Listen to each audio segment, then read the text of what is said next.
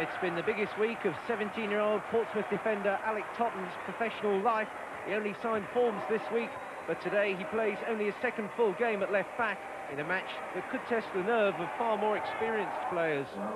For that reason, Pompey manager Jim Smith will be pleased to welcome back a senior pro like Warren Neal, who's been out for 2.5 months.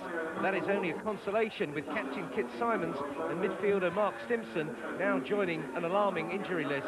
The lively Paul Hall also returns as the third change for the team that lost 2-0 at Luton. Sunderland's Craig Russell is asked to play a different role as a through-the-middle striker. The man who misses out is Don Goodman. The club's most valuable player pays for a barren spell of 11 games without a goal. Goodman is on the bench. Martin Gray is recalled in place of Ian Snowden, whose loan spell is now over. Gordon Armstrong is on the bench. And Sunderland, like Portsmouth, are looking to avoid a third successive defeat. Referee Steve Dunn from Bristol. Sunderland get us underway, playing from right to left. On an afternoon that's really important for both these two teams, who find themselves uncomfortably near the wrong end of the table, when clubs of their tradition and pedigree expect to fare rather better in this division. Portsmouth's home form has been desperately disappointing. Only one win in the last 9 home league and cup games, despite winning the first 2. While away from home, Sunderland are far more impressive than at Roker. 12 of their 21 points have come on their travels for the Roker men.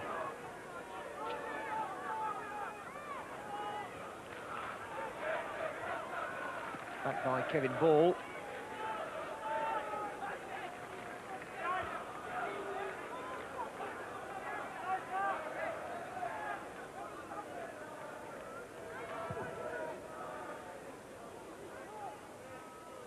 Howes with the flick on, looking for Gray. Didn't come as far as him, but it's still Sunderland going.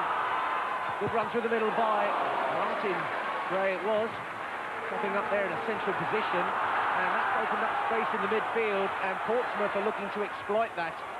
Break definitely on. This is Hall out wide, who's got a fair turn of pace, as Richard Ord is about to find out. Skips around the Sunderland defender and gets the crossing. Craney there is waiting. McLaughlin hooks it back across the face of the goal, and suddenly, from Sunderland being on the attack and threatening Alan Knight's goal, Portsmouth launched a really stinging counter-attack. Hall was the instigator with some good work out wide and got the cross in on the end of it. Craney across the face of the goal, McLaughlin looking to turn it on target and a yard or so away.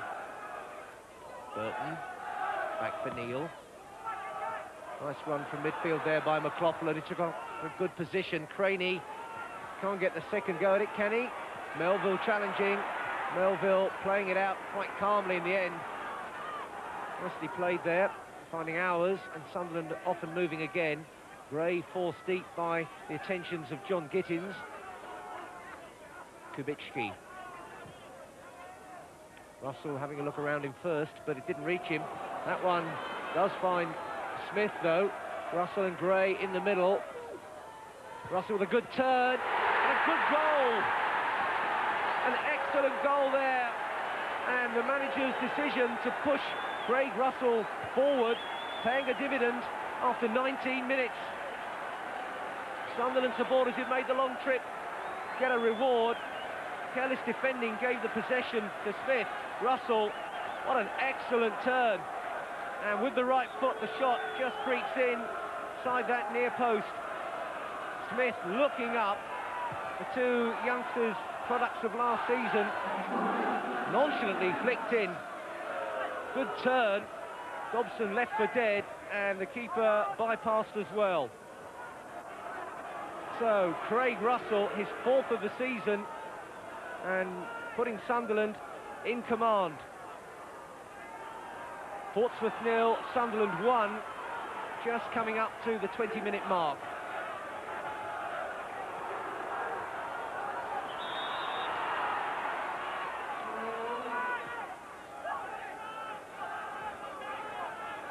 Smith playing an important part in that goal, that little touch forward, but the defending that led to it will give Jim Smith nightmares.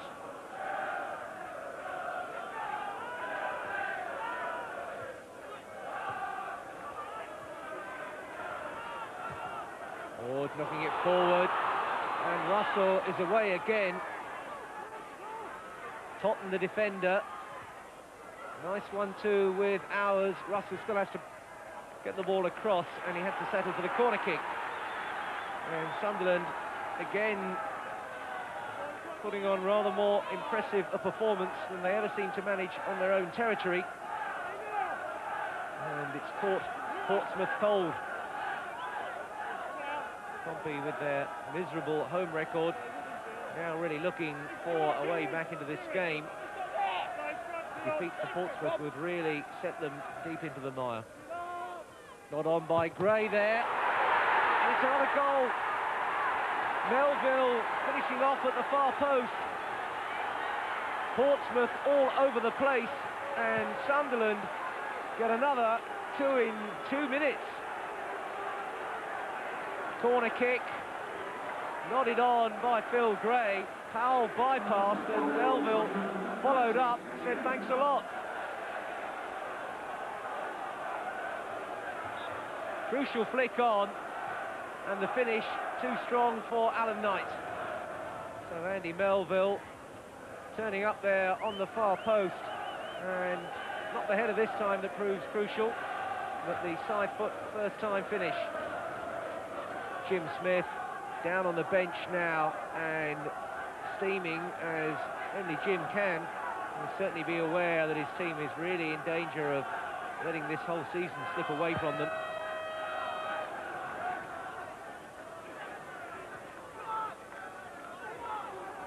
Martin Smith again. Tracked all the way by Robbie Pethick.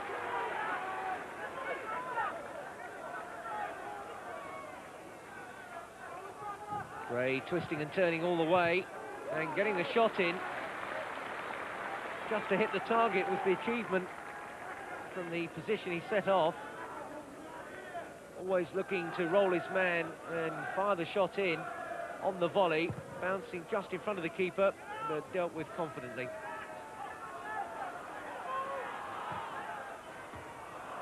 Smith getting in the way of that one, but getting a second chance now. And looking for Russell. Totten, the defender, and playing it away, but again, not really clearing the danger thoroughly. Hours keeping Sunderland on the move.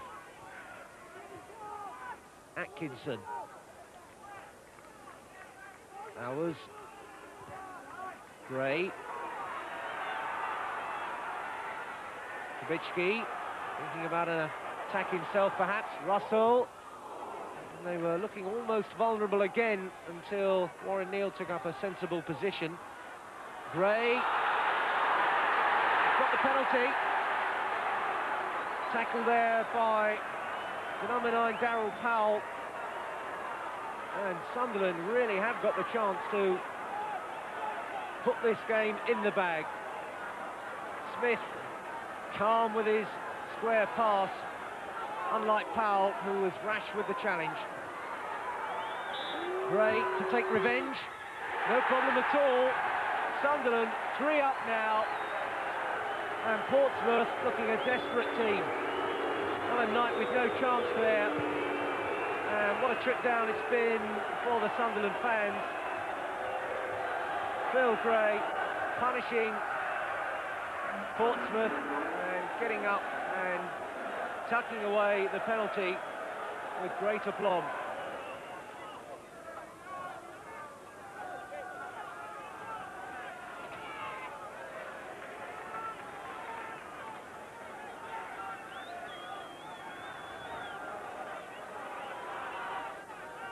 Burton easily robbed. There's the half-time whistle, the form book right with a real vengeance. Portsmouth, the team, a disaster at home, going from bad to even worse. Sunderland once again looking a completely different team since Craig Russell put them on their way after 19 minutes. Melville got a second a couple of minutes later, and it's been all the Roker men with Phil Gray's penalty 3 minutes before half-time, putting them in an absolutely commanding position. Portsmouth 0, Sunderland 3 at half-time. Second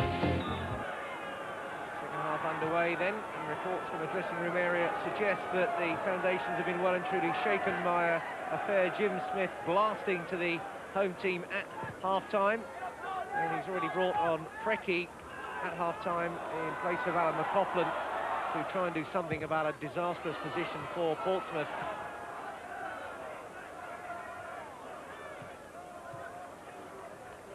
Nice little touch there for Hours, moving up in his space.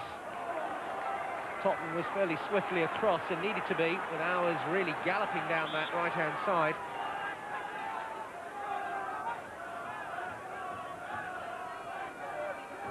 Good turn by Phil Gray. Opened up the room for the shot. Well, he bobbled a little bit, I think, but he sliced it and will be disappointed with the final effort after opening up the way for himself in expert style, letting the ball do most of the work, but wrong-footing the defender Tony Dobson. Clear run at goal, and he got well underneath it.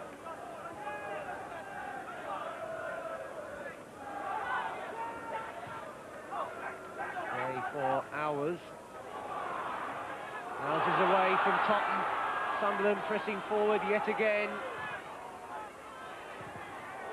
Gray, Martin, Atkinson rather getting in there, and Sunderland get the free kick. Gittins not looking too pleased, but definitely committing the handball. Now this could be interesting for Sunderland and potentially highly dangerous for Portsmouth, who are organising a fairly substantial wall in front of Alan Knight's goal. Gray, Ord, Smith all there. Kubicki is just only a picture. Ord, not that far away. Richard Ord's got a bit of a reputation for coming up with the real gem when he does score them. And he can curl them. Not quite enough swerve on that one, but it was close enough for Alan Knight's comfort. Ball, a neat touch forward. That wasn't quite so accurate from Hours. Powell and Martin Gray getting involved there. Gray suggesting that he got a hand off there, but the grin shows just how much he was rattled by that. And the referee, quite wisely, not overreacting to either player's little contretemps there. It's hit deep there. Craney trying to get an arm in there, and Powell, one back for Portsmouth. Darryl Powell, a really clean strike. And Portsmouth last give their supporters something to cheer about on what's been a desperately bleak afternoon for them. Powell, the real Mr. Versatility in this team, coming forward from midfield, latching onto that one. Really clean strike, left foot, right in the back of the net. And Powell, his 8th of the season, only half cleared. Powell, no hesitation at all, and Chamberlain unsighted and with no chance. Powell then, goal number 8, giving Portsmouth some hope that there might be a way back for them. They'll have to keep this game really on the ball. Smith, back for Gray, and Knight had to use his feet first, but primarily his head. So 3-1 now, and the action never waning.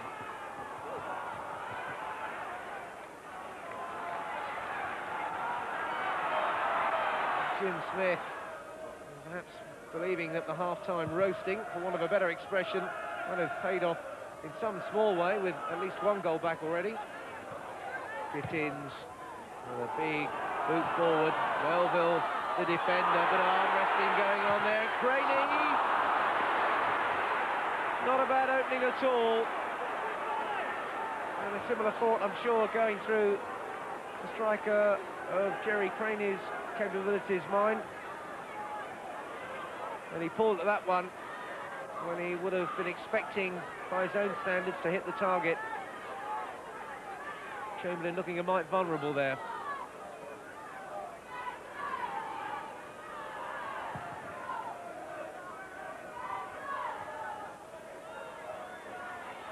Pethick for Burton.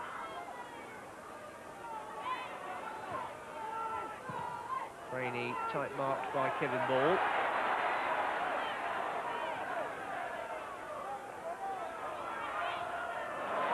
It's a good ball. Again, Sunderland defending at full stretch. Gray trying to latch onto that, but that was a good challenge there from Tottenham. And Portsmouth building up a bit of a head of steam here, and certainly the crowd responding, getting behind the home side and making sure that Sunderland are certainly not allowed to coast through this second half.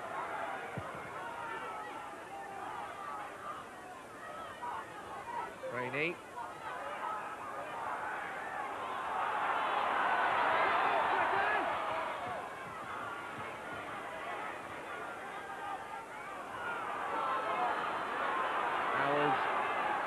Russell is in the wide position. Gray knew it. Here comes Russell.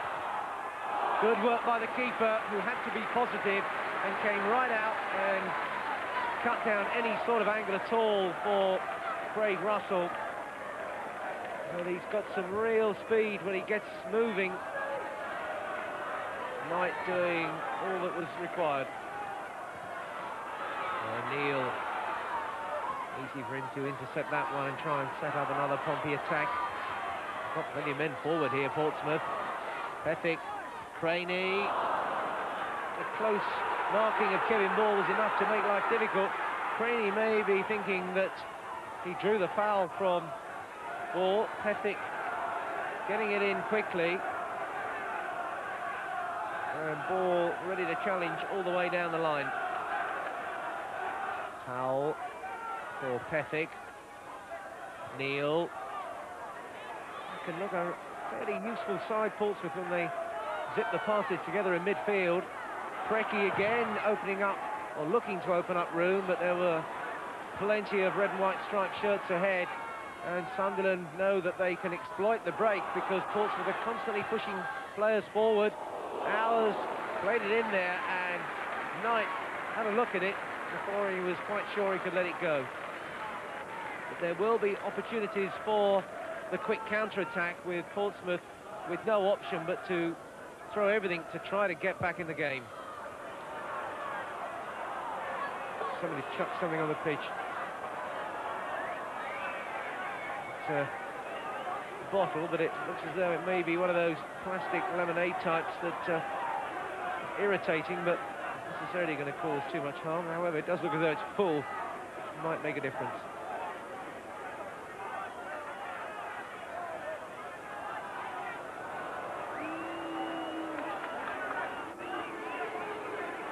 Obviously, match officials can't tolerate any sort of behaviour like that. Passing the message on to the policeman, and somebody on the far side not doing his club's cause too many favours there.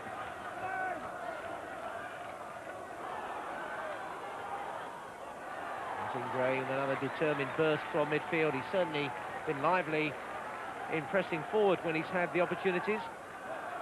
To have gone up most times from any collision with a big grin on his face. Again, a reflection of the scoreline. Portsmouth with the defending to do here. Martin Smith with the delivery.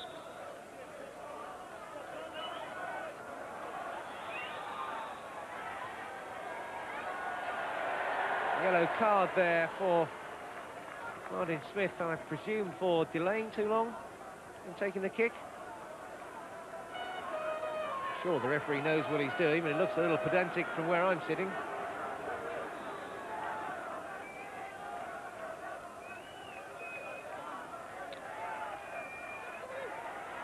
Smith can take all the time he wants when the ball's in play. Not one to release it rashly. And they'll settle for another throw in there, courtesy of Dion Burton.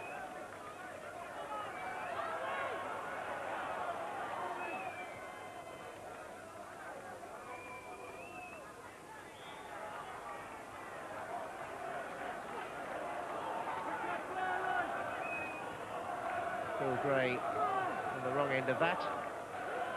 They're going to get back in the middle and on the right end of whatever might follow.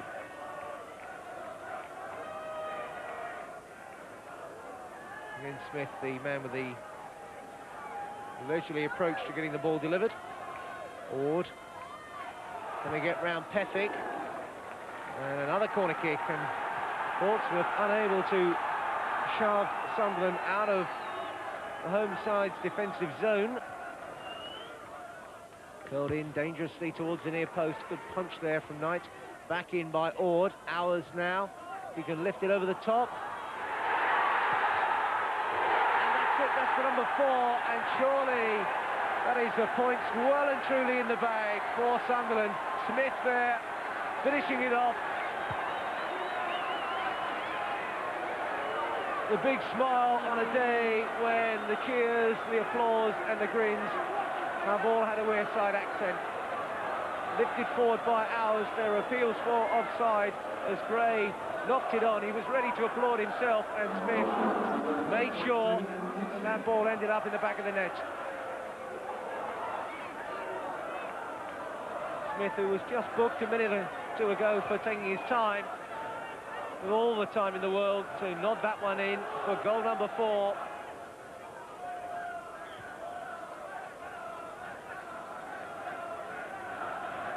Look at those fans from the side. One of the London supporters will be there, and they salute. Tremendous victory for the visitors from Wearside, whereas for Portsmouth, a day of utter devastation. Gray's penalty put Sunderland 3 up at half-time and left Portsmouth with no prospect at all of getting back into this game. They did rally with their second half performance, but it was all over for them even by the time that Smith added Sunderland's 4th in the closing minutes. It's Portsmouth 1, Sunderland 4, all the joy for Mick Buxton's side.